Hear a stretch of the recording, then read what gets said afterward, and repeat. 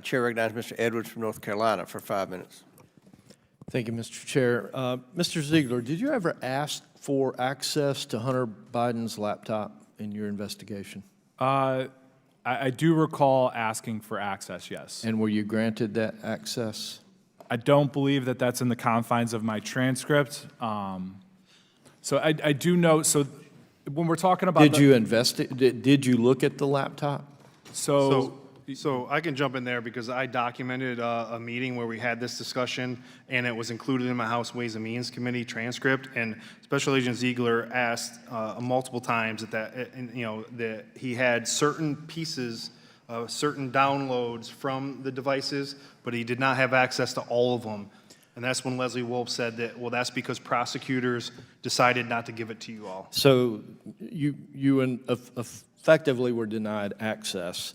Mr. Shapley, in your interview with the Ways and Means Committee, you stated the following regarding efforts to obtain a search warrant for, at the time, former Vice President Biden's guest house. We talked about the storage unit earlier. Let's talk about the guest house now, where Hunter Biden had been staying, and Assistant U.S. Attorney Leslie Wolf's assessment of the situation regarding the likelihood of such a warrant being approved.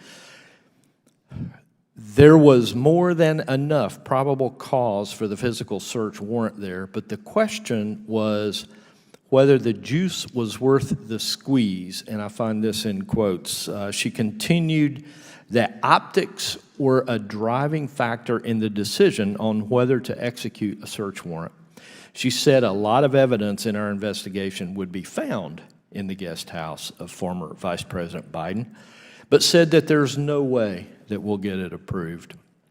I open this question to both of you. In the course of your distinguished careers at the IRS, has a DOJ official ever attempted to argue against the execution of a search warrant while acknowledging that such a warrant being carried out would likely yield positive evidentiary results for the investigation? Mr. Shapley. So my response would be that an argument wouldn't be required.